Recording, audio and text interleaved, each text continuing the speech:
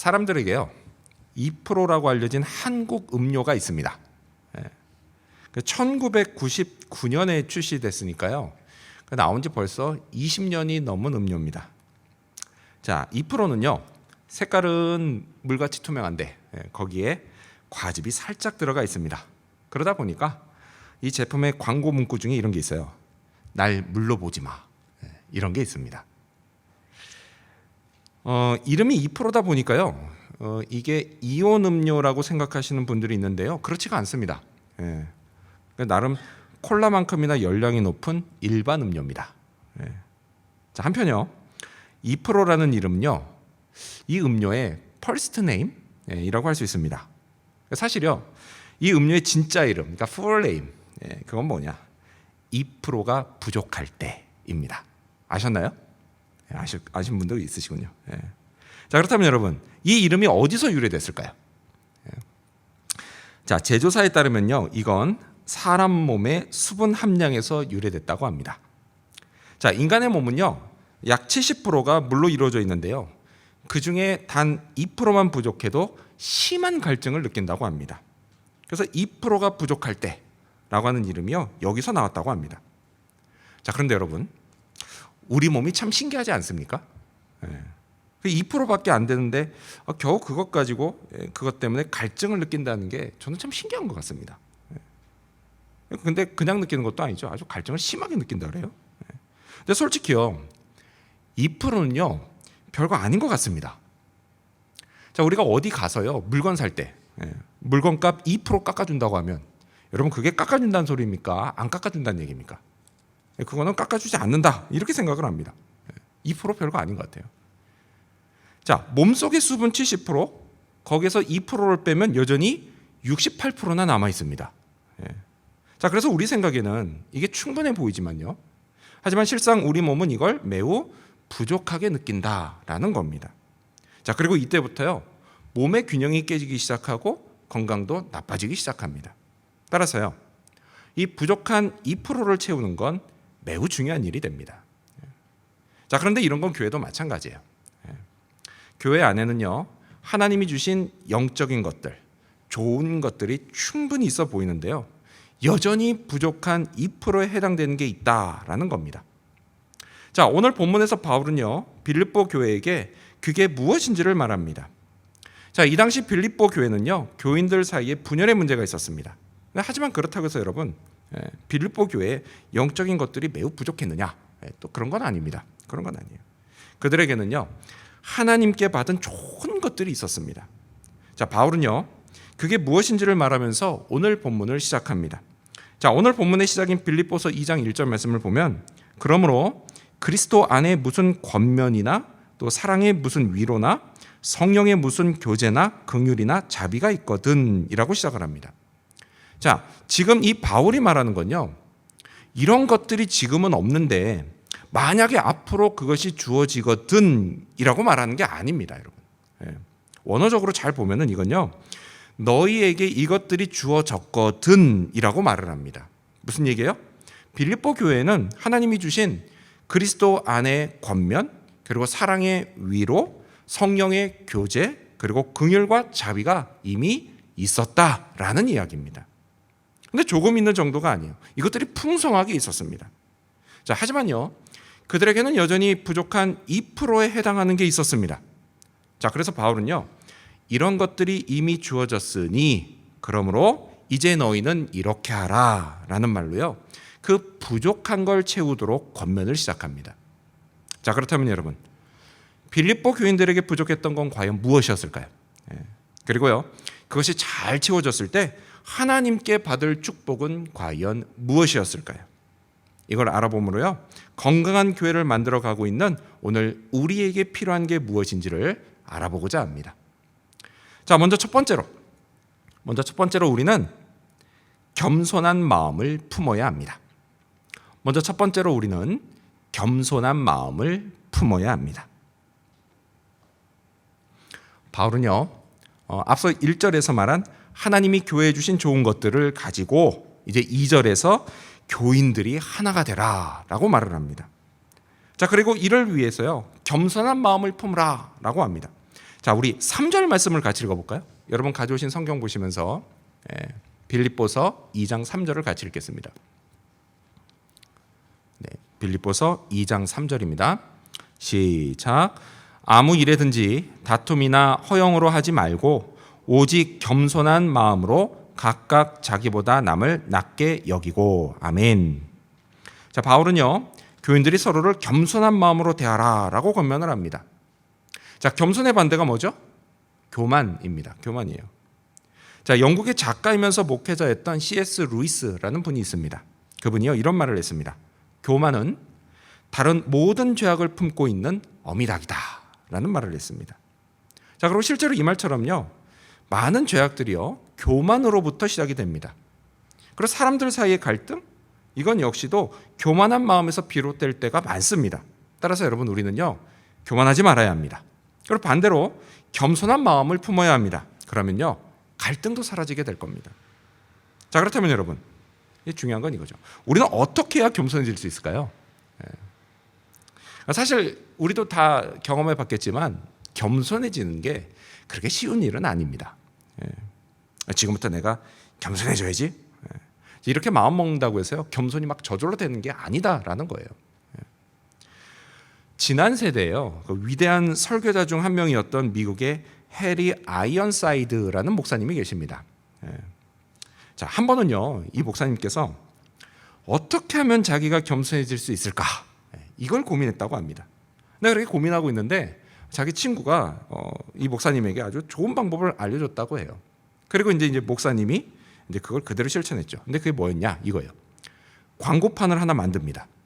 그리고요, 거기에 구원에 관한 성경 구절을 잔뜩 적어 넣은 다음에 그걸 몸에 걸치고 하루 종일 시카고 도심과 사무실과 그리고 상가들을 돌아다니는 거였습니다. 목사님 듣고 보니까 괜찮은 것 같아요. 그래서 그걸 그대로 실천했습니다. 근데 그러다 보니까 이걸 하는 와중에 목사님이 막 사람들에게 비웃음도 사고 놀림도 당하고 막 그러면서 이게 무척 창피한 일이라는 걸 깨닫게 됐습니다. 근데 그러면서 동시에 자기 마음이 겸손해지는 걸 느꼈다고 합니다. 하지만요, 그날 저녁 이 일을 다 마치고 광고판을 벗어놓는 순간 자기도 모르게 이런 생각이 들었다고 합니다. 그래, 그래도 시카고에서 이런 일을 할 수 있는 사람은 나밖에 없을 거야.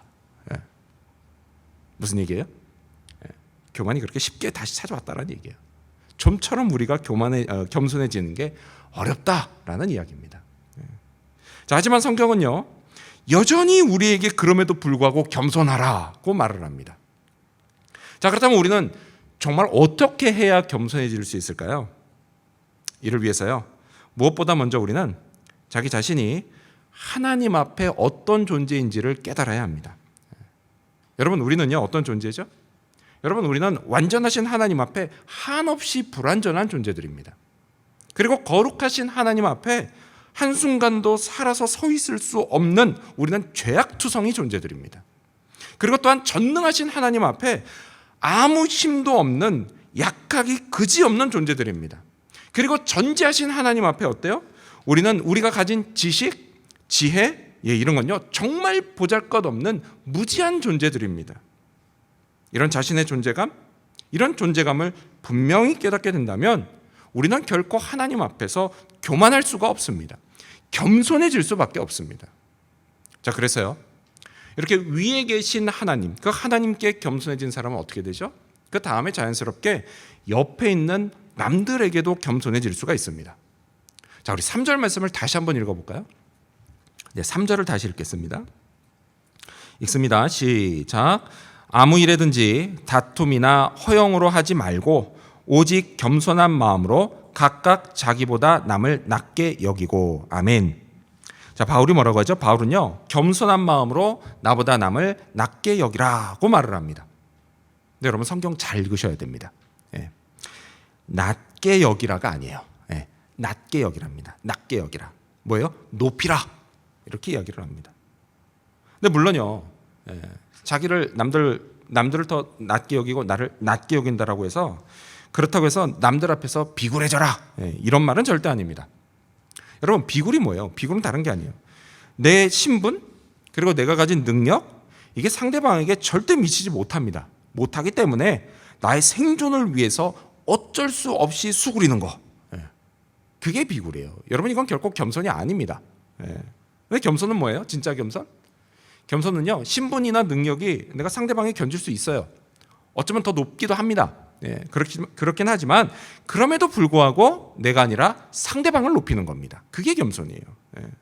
그리고 이렇게 높이기 위해서 어떻게 해야 돼요? 이걸 위해서 상대방의 좋은 점을 발견하고 그리고 그것을 구체적으로 인정하고 높여주는 겁니다. 여러분, 이게 바로 3절이 말씀하시는 그리스도인의 겸손이다라는 겁니다. 우리를 한번 생각해 볼까요, 여러분? 자, 우리 교인들 각 사람은요, 분명 좋은 점을 하나 이상은 다 가지고 있습니다. 없는 사람이 없어요. 누구는 없는 것 같다고요? 나쁜 점만 있는 것 같다고요? 그렇지 않습니다. 다만요, 우리가 아직 그걸 모를 뿐이에요. 뭐가 좋은 점인지 모를 뿐이에요. 그럼 어떻게 하면 되냐? 관심과 애정을 갖고 보기 시작하면 그게 보이기 시작합니다. 저 사람의 좋은 점. 어떤 분은요, 시간은 잘 못 지켜요. 그런데도요, 모임의 분위기를 활기차게 만드는 분이 있습니다. 그런 분들은 맨날 늦는다고 막 이렇게 낮춰볼 거 그런 게 아니라 분위기 메이커라고 하면서 높여주면 좋겠습니다. 또요, 어떤 분들은 막 성격이 급합니다. 근데 성격은 급해도 일단 맡은 일은 책임감 있게 해내시는 분들이 있습니다. 그런 분들은요, 어떻게 해요? 성격이 나쁘다고 낮춰볼 게 아니라 믿음이 간다고 높여주면 좋겠습니다. 자, 이런 건요, 일터와 학교에서도 마찬가지예요. 거기서 만나는 사람들에게도 우리가 똑같이 잘 보면 그 사람의 장점이 보이기 시작합니다. 그리고 그걸 인정해주고 높여주는 겁니다. 또 집안에서도 마찬가지죠. 집안에서도요, 남편과 아내 사이에서도 마찬가지예요. 그리고 자녀들에게도 마찬가지입니다. 여러분 자녀들 중에 공부를 좀 못하는 자녀들이 있나요? 그래서 막 볼 때마다 화가 치밀어 오르나요? 그래도 여러분 잘 보면요, 그 아이 성적표에 개 중에 좀 나은 과목이 있을 겁니다. 다 가래도요, 양 하나 이렇게 나오고 합니다. 다 D여도 C 하나 정도 나와요. 그럼 어떻게 해요? 너 C, 아우야, 이게 너무 한쪽만 편중돼서 공부하지 마. 편식하면 안 좋아. 골고루 잘해야지. 야, 너 이거 하나는 정말 잘한다. 하면서 이렇게 칭찬해 주는 겁니다. 그러면 좋겠습니다. 이처럼 우리가요, 남들을 높여주는 겁니다. 이렇게 남들을 높여줄 때 우리의 가정, 우리의 학교, 우리의 일터, 그리고 우리 교회에서 갈등이 벌어지는 횟수가 분명 줄어들 겁니다. 또요, 지금 있는 갈등이 있다면 그 갈등의 해결의 실마리도 찾게 될 것입니다. 이를 위해서 여러분, 하나님 앞에 교만할 수 없는 자신의 존재감 깨달으시기 바랍니다. 겸손한 마음을 품으시기 바랍니다. 이를 통해서 겸손한 사람들이 되어가는 저와 여러분이 되시기를 축원합니다. 자, 우리가 채워져야 할 게 뭐가 있을까요? 두 번째로 그것은 예수님의 마음을 품어야 하는 것입니다. 우리가 채워야 할 것, 우리에게 부족한 것, 그것은 바로 예수님의 마음을 품어야 한다는 것입니다. 여러분이 누군가에게 뭘 가르쳐 본 적이 있으실 겁니다. 그렇죠? 근데 우리가 누구에게 뭘 가르쳐 줄 때요, 효과적인 교육 방법 중에 하나가 뭐냐? 어떤 탁월한 모델을 보여주고요, 그걸 따르게 하는 겁니다. 그게 참 효과적인 교육 방법이죠. 그래서 바울도요, 그런 겸손의 모델로 예수 그리스도를 제시합니다. 우리 5절 말씀 같이 읽어볼까요? 여러분 성경 보시면서 5절 읽겠습니다. 읽습니다. 시작. 너희 안에 이 마음을 품으라. 곧 그리스도 예수의 마음이니. 아멘. 바울은요, 예수님의 마음을 품으라고 말합니다. 자, 그렇다면 여러분, 예수님은 어떻게 해서 겸손의 모델이 되실 수 있었을까요? 자, 지금부터 살펴볼 이 성경 구절들은요, 이것에 관해서 말씀하시는 성경의 가장 핵심적인 구절이라고 말할 수가 있습니다. 한번 같이 살펴볼까요? 자, 먼저 예수님은요, 세상에서 가장 높으신 하나님이십니다. 우리 6절을 이어서 읽겠습니다. 6절입니다. 시작. 그는 근본 하나님의 본체시나 하나님과 동등됨을 취할 것으로 여기지 아니하시고. 아멘. 예수님은요, 근본 하나님의 본체이십니다. 아멘. 자, 하나님의 본체라고 하는 게 뭐냐? 그건 바로요, 하나님으로서의 본질적인 성질, 그걸 말하는 겁니다. 이걸 다른 말로 뭐라고 하죠? 신성이라고 말을 합니다. 신성. 여러분, 기독교에는요, 인간의 사고 능력으로는 완전히 이해할 수가 없는 어떤 신비에 속한 몇 가지 사실들이 있습니다. 그래서 우리가 흔히 그걸 기독교의 신비 이렇게 이야기하죠. 그 중에 하나가 뭐냐? 바로 삼위일체입니다. 삼위일체. 여러분 삼위일체가 뭐예요? 삼위일체는요, 하나님이 성부, 성자, 성령 이렇게 세 분으로 삼위로 존재하시지만 동시에 한 분, 일체로도 존재하신다라는 사실입니다. 그리고요, 삼위 하나님 모두 하나님으로서의 동일한 본질, 신성, 곧 영광과 능력을 가지고 계시다라는 사실입니다. 이게 삼위일체입니다. 그리고 이 삼위일체를 설명하기 위해서요, 다양한 예들이 있습니다. 근데 그 중에 하나가 뭐예요? 물로 설명하는 거예요. 물, H2O. 물, H2O는요, 이게 액체로도 존재할 수 있고 고체, 얼음이니까 고체로도 존재할 수 있고 수증기, 기체로도 존재할 수 있습니다. 근데 이건 동시에 뭐예요? 다 H2O, 물입니다. 뭐 물은 이해가 되세요? 가뜩이나 성경 교리도 어려운데 여기다가 화학까지 동원하니까 더 어려워졌나요?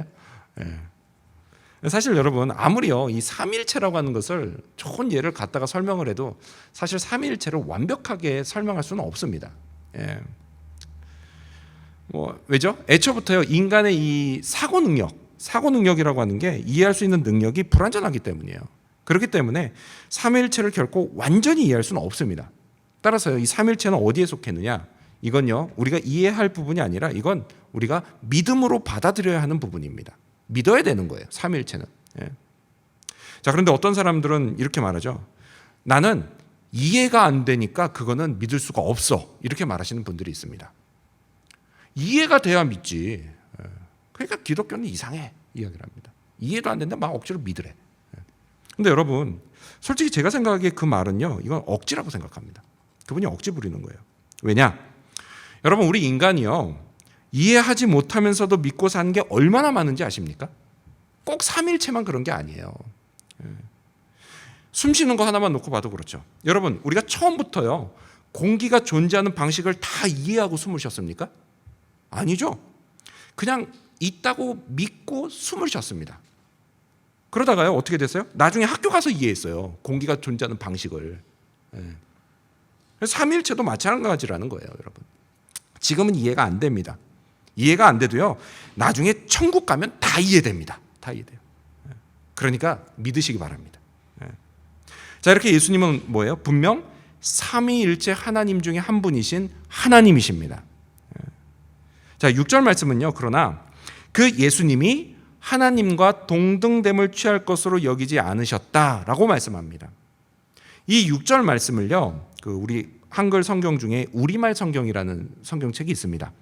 그 우리말 성경은 이걸 이렇게 번역했습니다. 6절을.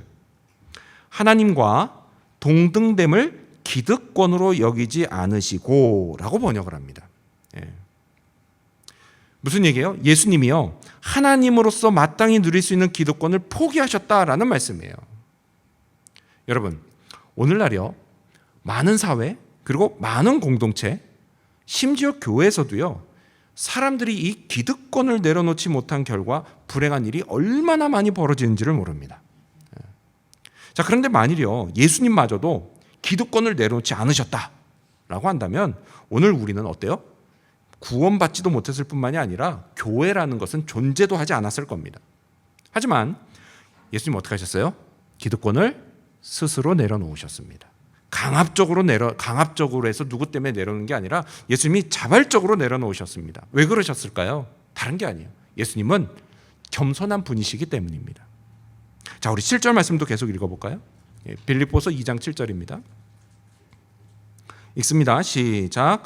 오히려 자기를 비워 종의 형체를 가지사 사람들과 같이 되셨고, 아멘. 그리고 예수님 어떻게 하셨어요? 자기를 비우셨습니다. 자기를 비우셨어요. 여러분, 자기를 비운다는 게 무슨 뜻일까요? 여러분, 이건요, 예수님이 성육신 하실 때 예수님 자신의 존재 방식을 바꾸셨다라는 뜻입니다. 원래 뭐였다고요? 신성을 가지신 하나님이셨어요. 그런데 성육신 하실 때 이 존재 방식을 바꾸셨다는 거예요. 그게 비웠다라는 의미예요.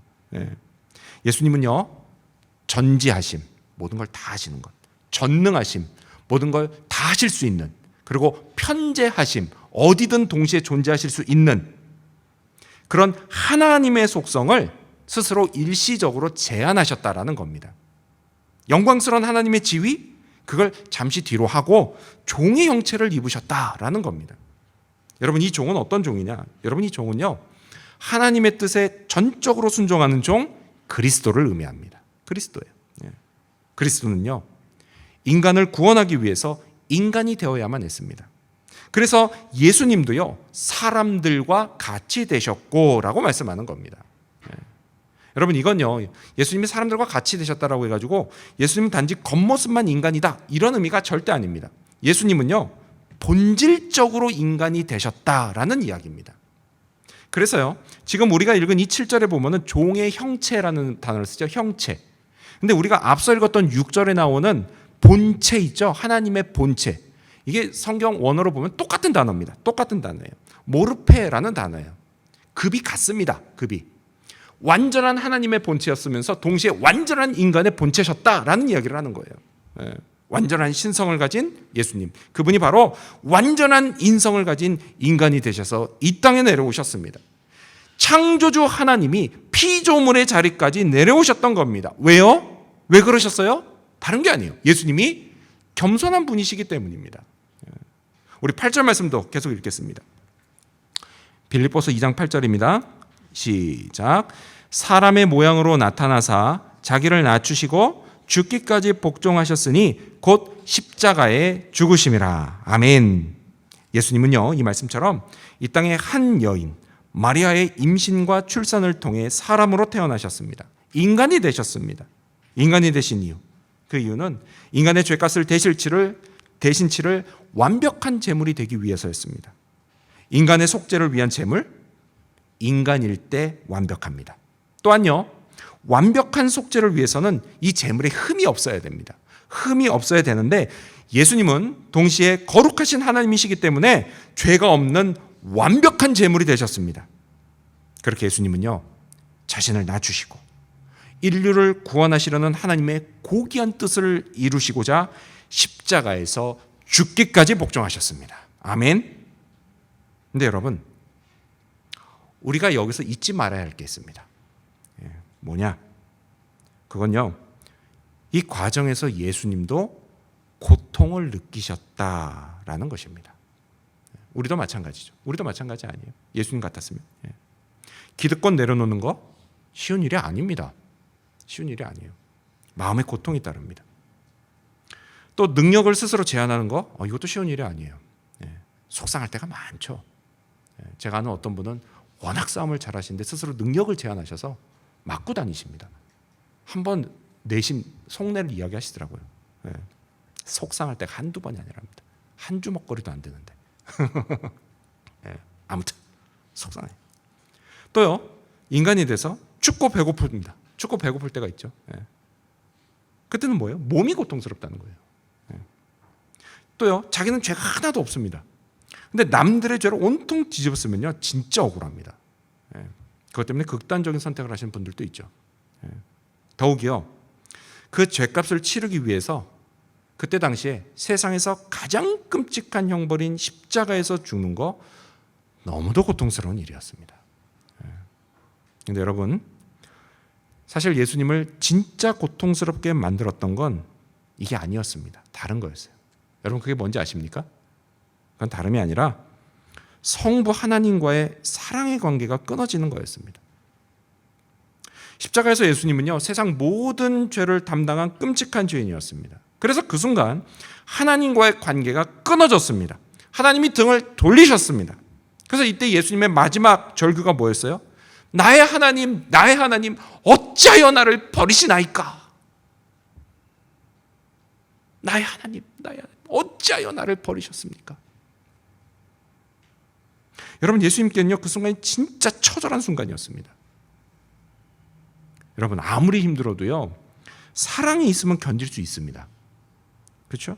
근데 그 사랑마저 없어져 버리면요, 그땐 진짜 견딜 수 없이 고통스럽습니다. 만약 우리 같았으면요, 이런 고통이 두려워서 하나님의 뜻을 처음부터 순종하지 않았을 겁니다. 아니면요, 처음엔 용기 내서 하죠. 하지만 중간에 막 팽개쳐버리고 그만뒀을지도 모릅니다. 하지만 예수님은 어떻게 하셨어요? 끝까지 순종하셨습니다. 죽기까지 복종하셨습니다. 그 이유가 뭔가요? 여러분, 그건요, 예수님이 겸손한 분이시기 때문입니다. 이 예수님의 겸손이요, 우리를 살렸습니다. 그래서 바울은 우리에게 예수님의 겸손한 마음을 품으라 이렇게 권면합니다. 배우라고 합니다. 근데 예수님도 이렇게 말씀하셨습니다. 마태복음 11장 29절 말씀을 보면 나는 마음이 온유하고 겸손하니 나의 멍에를 메고 내게 배우라. 그리하면 너희 마음이 쉼을 얻으리라고 말씀하셨습니다. 그렇습니다, 여러분. 우리는 겸손하신 예수님께 배워야 합니다. 예수님의 멍에를 메고 예수님께 배워야 합니다. 그러면 주님이 약속하신 것처럼 우리 마음이 쉼을 얻게 됩니다. 우리 마음에 평화가 찾아오고 갈등도 사라지기 시작합니다. 따라서 여러분, 예수님께 배우셔야 합니다. 그러면 낮아질 수 있습니다. 반대로 예수님이 아니라 세상을 보고 배우면 낮아지지 못합니다. 계속 높아지려고만 합니다. 하지만 여러분, 그런 마음에는 절대로 쉼이 없습니다. 우리 주 예수님은요, 겸손하십니다. 따라서 예수님께 배우고 예수님을 따라야 합니다. 그러면 겸손해질 수 있습니다. 근데 그런데도 잘 안 된다. 그러면 그때는 도와달라고 기도하시기 바랍니다. 그러면 그때 성령께서 여러분을 도와주실 것입니다. 그리고 이렇게 겸손해진 우리를 통해서 우리의 삶의 자리들에 평화가 찾아올 것입니다. 갈등이 사라질 것입니다. 여러분, 이 사실을 믿으시기 바랍니다. 이러한 믿음으로 예수님의 겸손한 마음을 품을 수 있게 되는 저와 여러분이 되시기를 축원합니다. 마지막 세 번째로 겸손의 결과로 받는 축복. 그것은 바로 겸손한 우리를 하나님이 높여주신다는 것입니다. 겸손의 결과로 우리가 받는 축복은 하나님이 우리를 높여주신다는 것입니다. 자, 바울은 겸손하게 끝까지 순종하신 예수님을 하나님이 높여주셨다라고 말을 합니다. 우리 9절 말씀 같이 읽어볼까요? 9절입니다. 시작. 이러므로 하나님이 그를 지극히 높여 모든 이름 위에 뛰어난 이름을 주사. 아멘.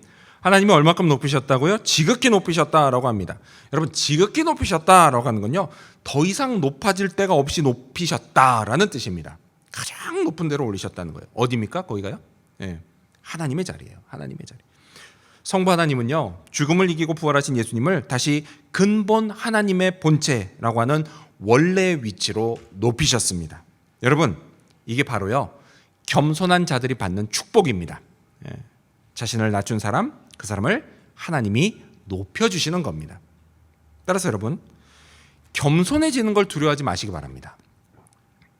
어떤 분은요, 내가 겸손해지고 싶어도 겸손해질 수 없는 이유가 뭔지 아세요? 라는 이야기를 하면서 이렇게 이야기를 하세요. 내가 겸손해지면 사람들이 나를 깔볼까 봐 걱정이 돼서 겸손하지 못하겠습니다. 라는 이야기를 하십니다. 물론요, 사람들이 깔보는 일이 아주 없는 건 아닙니다. 세상이 어떤 세상이에요? 이 세상에는요, 무례한 사람들도 많고요, 또 자기 자아가 약해서요, 겉으로 늘 센 척한 사람도 많습니다. 그런 사람들로 인해서 깔보는 일을 당할 때가 있습니다. 그런 사람들이 그렇죠, 겸손한 사람을요 쉽게 생각합니다. 그리고 교만하게 구는 경우가 많습니다. 하지만 여러분, 이런 사람들의 태도에 너무 연연해하지 마시기 바랍니다. 우리는요, 그들이 아니라 하나님 앞에 사는 사람들입니다. 그들 눈에 비친 내 모습이 아니라 하나님 눈에 비친 내 모습을 생각하며 사는 사람들입니다. 그 교만한 사람들이요, 하나님이 알아서 처리해 주십니다. 그런 믿음으로 우리는 오직 내가 어떻게 하면 예수님 닮은 겸손한 사람으로 살아갈 수 있을까, 이것만 생각하시기를 바랍니다. 그런 우리를요, 하나님이 높여주십니다. 아멘. 반대로요, 교만한 사람은 하나님이 낮추십니다. 그래서 주님도 이렇게 말씀하셨습니다. 누가복음 14장 11절 말씀을 보면 예수님이 말씀하시죠. 무릇 자기를 높이는 자는 낮아지고 자기를 낮추는 자는 높아지리라. 또한요, 성경 야고보서는 우리에게 이렇게 말씀합니다. 이건 같이 읽어볼까요? 스크린 보시면서. 야고보서 4장 10절 말씀입니다. 시작. 주 앞에서 낮추라. 그리하면 주께서 너희를 높이시리라. 아멘. 여러분, 이 말씀을 믿고요, 이 말씀대로 사시기를 바랍니다. 우리가 높아지는 거요, 우리 힘으로 되는 게 아닙니다. 하나님이 높여주셔야 합니다. 그게 진정으로 높아지는 길입니다. 이를 위해서 먼저 하나님 앞에서 자신을 낮춰야 합니다. 모든 분야에서 하나님의 높으심을 인정해야 합니다. 내가 생각할 때요, 내 판단, 내 계획이 아무리 좋아 보여도 그게 하나님의 말씀에 비춰볼 때 그렇지 않다라고 한다면 그건 과감하게 포기하셔야만 합니다. 그리고요, 하나님의 방법을 구하고 그걸 따라가셔야 합니다. 그것이 진정 내가 하나님을 하나님으로 인정하는 것이고요, 그리고 하나님의 높으심을 인정하는 것입니다. 하나님 앞에서 겸손한 거예요. 다른 게 아니라 그런 겁니다. 그런 우리를요, 하나님이 모른 척 하실까요? 아닙니다. 절대로 그렇지 않으십니다. 약속하신 대로 하나님이 높여주십니다. 그게 바로 우리가 받는 축복입니다. 물론요, 이 축복이 실감이 될 때까지는 시간이 좀 걸립니다. 생각보다요, 좀 오래 걸릴 수도 있습니다. 금방 될 줄 알았는데 한참 걸리고 아직도 안 될 수도 있습니다. 오래 걸릴 수 있어요. 근데 그러다 보니까 우리 마음속에 자꾸 무슨 생각이 들어요? 그냥 내 생각, 내 판단, 내 계획, 이것대로 하고 싶은 생각이 그냥 다시 꿈틀꿈틀 막 이렇게 올라와 버립니다. 그러니까 지금이라도 당장 더 쉽고 더 편하고 더 빨라 보이는 길, 그 길로 가고 싶은 유혹을 받게 됩니다. 하지만 여러분, 이런 유혹이 밀려올 때요, 이거 이겨내셔야 합니다. 유혹이 온다고 다 받아주지 마시기 바랍니다. 이겨내셔야 돼요. 그리고 계속해서 하나님을 높이고 주님이 인도하시는 길로 가야 합니다. 이런 우리를 하나님은 사랑하시고 그런 우리를 위해서 이런 약속을 하셨습니다. 우리 스크린 보시면서 베드로전서 5장 6절 말씀 읽어볼까요? 읽습니다. 시작. 그러므로 하나님의 능하신 손 아래에서 겸손하라. 때가 되면 너희를 높이시리라. 아멘. 그렇습니다, 여러분. 이 약속을 믿고요, 조금만 더 참고 견디시기 바랍니다. 조금만 더 계속 겸손하시기를 바랍니다. 그러면 때가 옵니다. 하나님이 우리를 높여주시는 때가 반드시 옵니다. 여러분, 이 사실을 믿으시기 바랍니다. 끝으로 바울은요, 예수님이 높아지신 결과를 이렇게 말합니다. 빌립보서 2장 11절 말씀에 보면은 모든 입으로 예수 그리스도를 주라 시인하여 하나님 아버지께 영광을 돌리게 하셨느니라 라고 합니다. 그렇습니다, 여러분. 결과가 뭐예요? 모든 믿는 자들의 입술이 예수 그리스도는 나의 주님이십니다, 이렇게 시인하게 되는 거였습니다. 근데 오늘 저와 여러분도 마찬가지죠. 여러분, 우리는요, 예수 그리스도를 나 개인 그리고 우리 모두의 주님으로 시인하게 되었습니다. 그리고 이 고백을 통해서 우리는 하나님의 가족이 되었고 교회를 이루게 되었습니다. 교회 안에서 서로를 높이며 예수님을 닮은 겸손한 사람으로 지어져 가고 있습니다. 서로를 돌보며 상처가 치유되고 영혼이 회복되는 그런 사랑의 열매를 맺어가고 있습니다. 하나님을 더 잘 믿으면서 예수님이 기뻐하시는 건강한 교회를 만들어가고 있습니다. 이를 통해서요, 우리는 하나님께 영광을 돌리고 있습니다. 아멘. 이 모든 것이요, 다 예수님의 겸손에서 비롯됐다는 사실을 기억하시기 바랍니다. 따라서 겸손한 마음을 품으시기 바랍니다. 겸손하신 우리 주 예수 그리스도를 찬양하시기를 바랍니다. 예수님의 이름을 높이시기를 바랍니다. 이를 통해서 우리도 높여주시는 하나님, 그 하나님의 축복을 함께 받을 수 있게 되는 저와 여러분, 그리고 우리 지구촌 교회 모든 성도님들이 되시기를 주님의 이름으로 축원합니다. 기도하겠습니다.